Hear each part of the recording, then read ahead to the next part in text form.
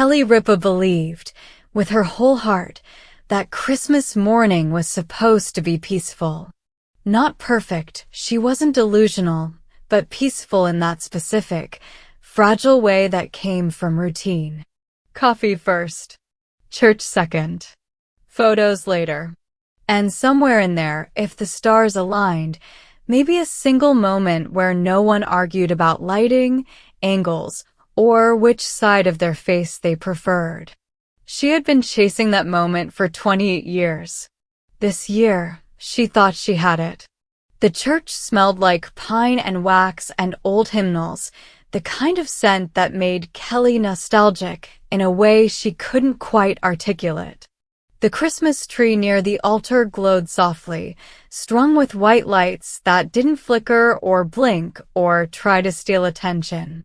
Mark stood beside her, steady as ever, his arm warm against her back. For one brief, miraculous moment, all three of their children were present, dressed, and upright. Michael, their eldest, had his hands in his coat pockets, wearing the expression of a man who had long ago accepted that family events were something to be endured rather than enjoyed. Lola stood perfectly still, already calculating how this would look on camera. Joaquin shifted his weight from foot to foot, taller now than she remembered him being just a year ago, jawline sharper, eyes more guarded. Kelly raised her phone. "Just one," she said. "One picture." They posed. The shutter clicked. No one screamed. No one stormed out. Victory. Or so she thought. The problem with adult children, Kelly would later reflect, was that they came with adult opinions and adult boundaries, but still reacted like teenagers when those boundaries were crossed. The fight didn't happen at church. It waited. It simmered. It bided its time. It struck later that afternoon, when Kelly curled up on the couch with her phone, coffee reheated for the third time, scrolling through the photos she'd taken earlier. She smiled at the church picture. The tree was beautiful. Everyone looked fine. Good even. Human. She selected it. Then she added another, Michael laughing at something Mark had said. Then Lola adjusting her scarf. Then Joaquin mid-eye roll, which Kelly thought was charming in the way only mothers ever did. A carousel. A harmless, festive, motherly Instagram carousel. She typed the caption carefully. Grateful. Merry Christmas from ours to yours. She hit post. The notification arrived almost immediately. Then another. Then her phone rang. Mom. Lola's voice was calm, which Kelly recognized instantly as a warning sign. Yes, sweetheart. You posted the church picture. Yes, Kelly said. It's Christmas.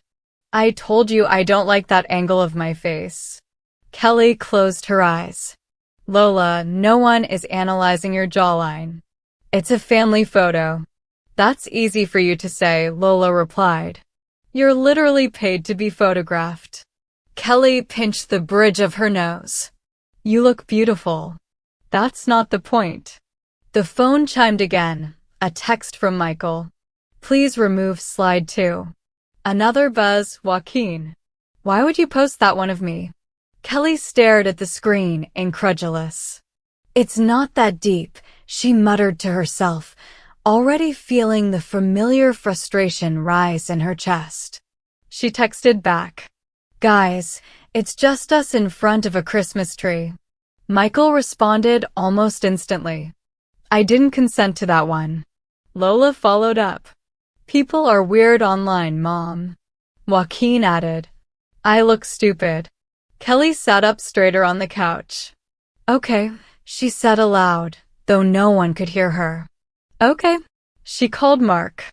Mark Consuelos had been in the kitchen, expertly avoiding involvement until summoned. He answered on the second ring. What's happening? He asked, already knowing. They're mad, Kelly said flatly. About? The post. A pause. Then Mark sighed. The church one. Yes. Did you ask permission first? Kelly scoffed. I gave birth to them. That was the permission. That argument hasn't worked since 2004. I am their mother, Kelly insisted. It's Christmas. I know, Mark said gently. But they're adults now. That doesn't mean they get to dictate every picture I post of my own family. Mark hesitated. You want me to talk to them? No, Kelly snapped, then softened. No.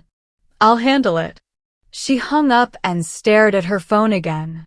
The comments were already rolling in. Beautiful family. Love this red heart. So festive.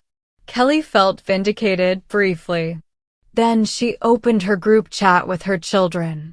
The argument escalated quickly.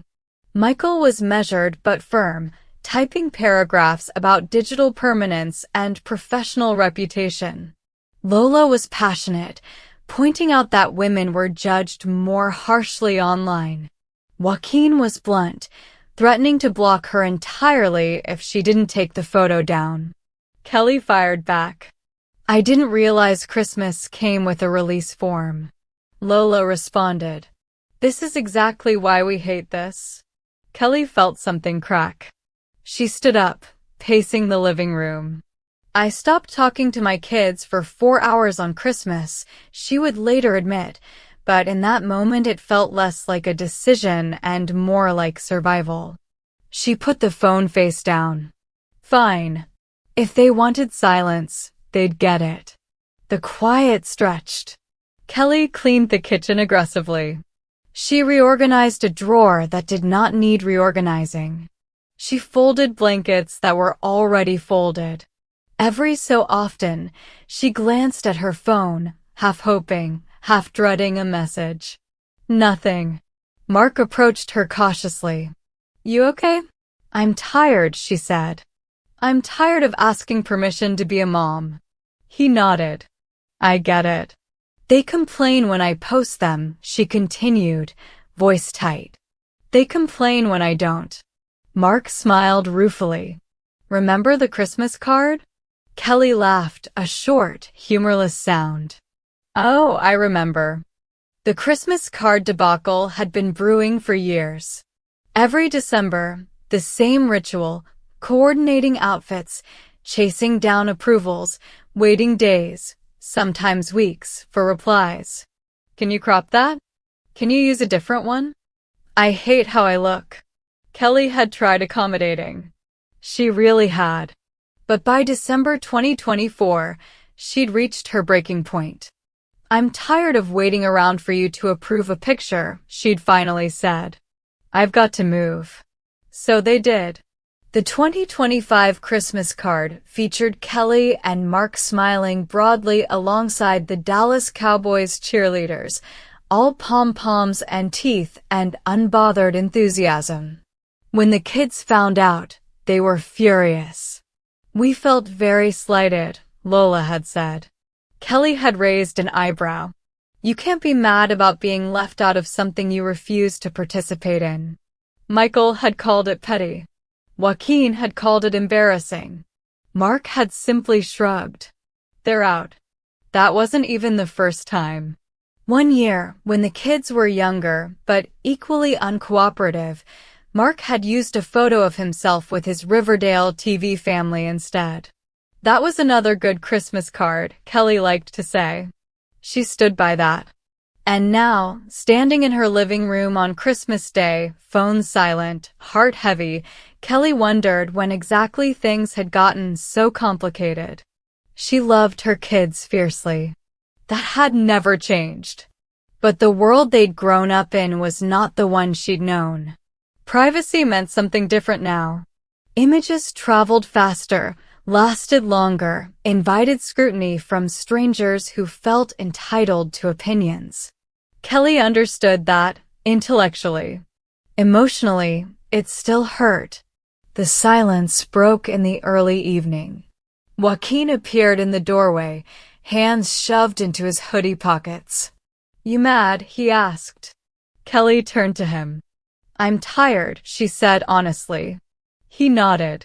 Same. A beat. "You gonna take it down?" he asked. Kelly considered him, really looked at him. Not the kid who once clung to her leg, not the teenager who slammed doors, but the adult standing in front of her now, trying to assert himself without quite knowing how. "Yes," she said finally. "I'll take it down." Relief flashed across his face. "But," she added, "we're talking about this later." He grimaced. "Fair." Michael and Lola joined them shortly after. The conversation was awkward, halting, imperfect, but real. Kelly listened. They explained how it felt to grow up public adjacent, how even innocent posts attracted attention, how control over their own image felt like the one thing they could claim. Kelly spoke too. About motherhood. About pride. About wanting to share joy without feeling censored. They didn't solve everything, but they tried. A few weeks later, Kelly would laugh about it on her podcast, telling Bronwyn Newport the story with humor and self-awareness. "I tried to post a family carousel on Instagram on Christmas," she'd say. "I stopped talking to my kids for about 4 hours." Listeners would nod along, comforted by the relatability. Because beneath the celebrity and the platforms and the podcasts, it was a story as old as families themselves, parents trying to hold on, children trying to step away, and love stretching uncomfortably in between. Kelly still believed in Christmas photos. She just knew now that sometimes the hardest part wasn't taking them. It was knowing where they belonged.